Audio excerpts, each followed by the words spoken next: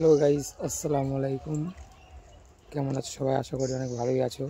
তো চলে আসলাম নতুন নিউ ব্লগ ভিডিও নিয়ে। তো এখন আমরা যাব আমার গাড়িটাকে নিয়ে একটু গ্যারেজে। গাড়িটা একটু কাজ আছে, তো চলো দেখা হচ্ছে। ব্ল্যাক বুটটা দাঁড়িয়ে আছে, চলো একে নিয়ে যাওয়া যাক।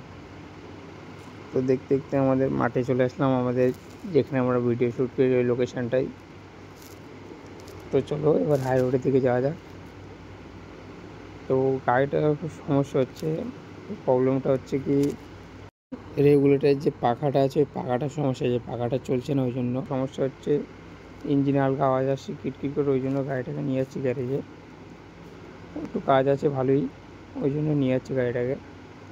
গাড়িটা টোটাল বডি ক্লিন হবে এবং অনেক টুকটাক কাজ আছে, সেগুলো করাবো। তো চলো, তোমাদের দেখতে দেখতে আমরা চলে আসলাম আমাদের রসলাপুর বাজারে। ওখানে একটুখানি গেলেই গ্যারেজ চলে আসবে। তো চলো দেখতে থাকো তোমরা ভিডিওটা। তো চলো গ্যারেজের দিকে যাই, গিয়ে তোমরা দেখতেই পাবে কী কী কাজ করাচ্ছি, গাড়িটার কী কী প্রবলেম ছিল, কী কী কাজ করাচ্ছিলাম, সব কটা দেখতে পাবে। তো চলো ভিডিওটা দেখো তোমরা শেষ পর্যন্ত। তোমরা তো সবাই জানো যে বাইক একটা ছেলের কতটা ইমোশান। তোমাদের হয়তো যাদের যাদের শখের বাইক আছে তোমরাও জানো যে বাইকটা খারাপ হলে কতটা খারাপ লাগে, সেই বাইকটাকে না ছাড়া পর্যন্ত। তো আমারও সেম সেম সেরকমই, আমার এটা খুব শখের বাইক। তো ওই জন্য চলে আসলাম গ্যারেজে। এসে দেখতে পাচ্ছ গ্যারেজ।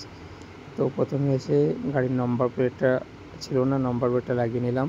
তো এবার গাড়িটা ফুল বডি বসাবো, ওই জন্য পুরো গাড়িটাকে খুলে ফেলছে দাদা। তো গাড়িটা খুলে ফেলা হয়ে গেছে, এবার ধোয়াবে।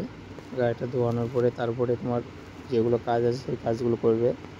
তো দেখতে পাচ্ছ গাড়িটাকে কেমন লাগছে সামনে থেকে, তোমরা দেখতে পাচ্ছ তো কেমন লাগছে গাড়িটা। তো দেখতে দেখতে রাত 9টা বেজে গেছে, এখনও গাড়ি পুরো কমপ্লিট হয়নি। তো এদিকে দাদারা সারছে গাড়িটা। এবার সব কাজ কমপ্লিট হয়ে গেছে, এবার সাইডের ভাইজারগুলো লাগিয়ে দিলেই হয়ে যাবে। তো এবার লাগাবে, তারপরে বাড়ির দিকে যাব।